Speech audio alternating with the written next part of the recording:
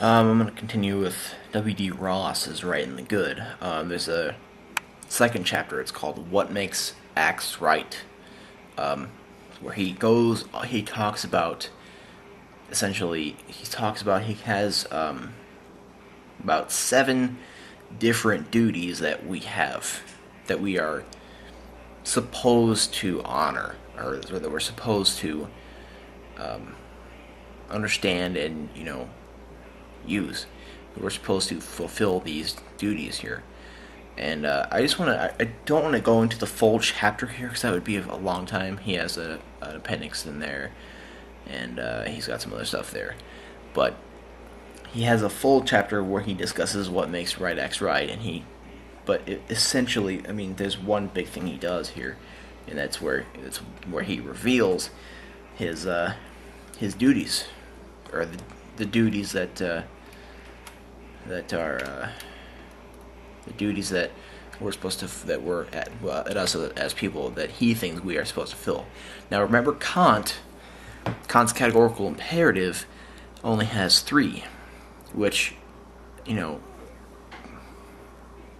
goes over a lot of things, which means, 1, the formula of universal law: act only that your maxim is only that you will that your maxim is said is good, that it's basically pristine enough that it can be willed to be universal law. The second one is formula of humanity: not use humanity merely as a means, but as an end, not merely as a means to an end, but as an end. But which means mostly that you're supposed to use humanity as a purpose, an end meaning purpose. And the third one meaning the autonomy, or the creating the kingdom events. Act as if you're legislating the kingdom events. Act as if you're legislating universal laws, which are the kingdom events, which is the kingdom of a bunch of purposes that we should all move towards. Now, that's his. That encompasses a lot of that's Kant's. That encompasses a lot of things. That's Kant's deontological thing here. That encompasses a lot of things. Now, Ross's, let's say the first one, fidelity. Fidelity. It's the duty to keep promises. Now, comparing this to Kant says that you should always keep promises. He, says that you should never go back on a promise. The second one is reparation, the duty to compensate others when we harm them. So it's to compensate others when we harm them. So to do better when we have wronged others. Gratitude, duty to thank those who help us. That I definitely agree with. I thank people all. I think we should thank people all the time. I mean, if somebody gives you a ride to work, say thank you. Justice, the duty to recognize merit.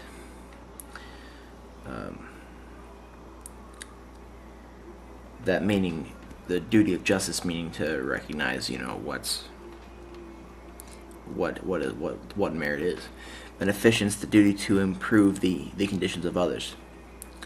That's kind of like Kant's formula of humanity, using humanity as a purpose. Self-improvement, the duty to improve our virtue and intelligence. Of course. And then non-malfeasance, the duty to not injure others. So, and then one thing he says, that when you have all 7 of these in your mind, you're going to, if you have, like, let's say, now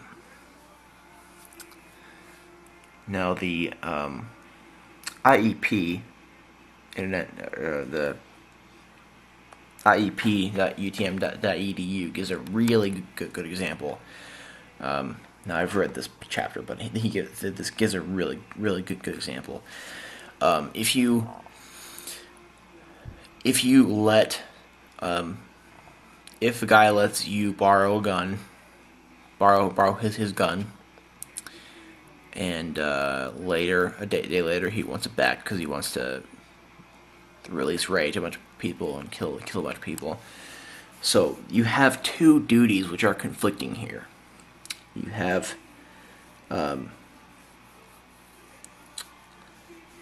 the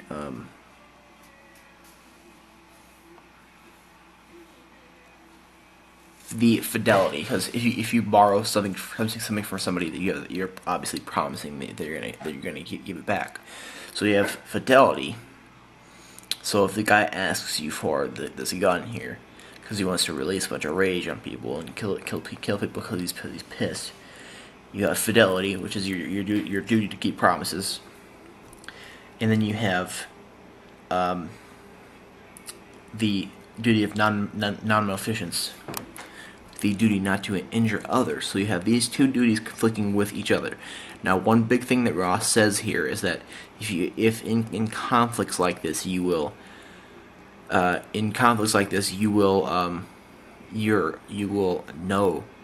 just know which one is the right way to go.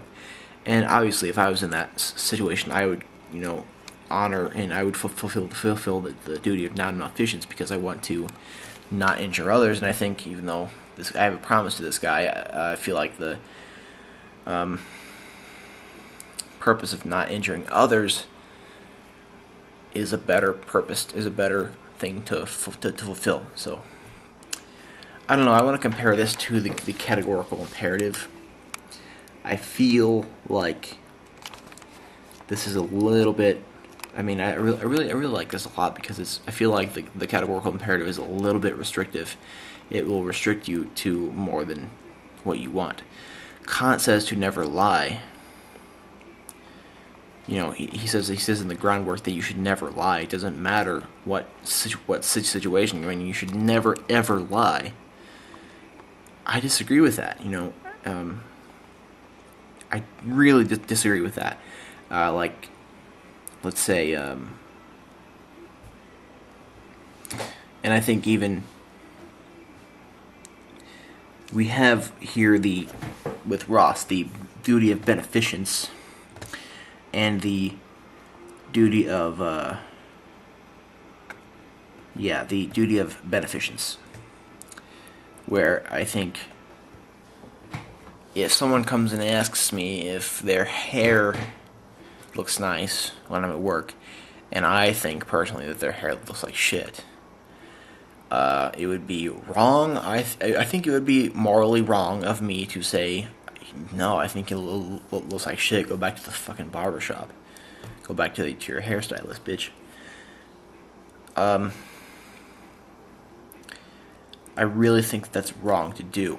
So I think that the duty of beneficence should be honored, which is, the duty to improve the conditions of others. And I think if you just tell them that her hair looks nice, then that one little compliment could just bring them up from what they were. There's a video by Storm Goes Boom, this person who has gone through a lot. I related this to a lot of antinatalism things before, but she talks about how all these things that she's been through, and she at the end of the video she says, don't be such a jerk all the time. Don't be mean to everybody all the time. If you're mad or whatever, just be nice. Say that one little compliment. That one little compliment could be that one little thing that takes them up from rock bottom. So I think that qualifies to be the duty of beneficence.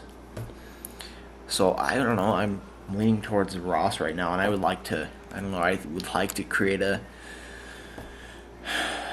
common ground ethical deontological theory between the two, because I love them. I really like both of these theories, but they both have problems. So I don't know. I'll talk about this later.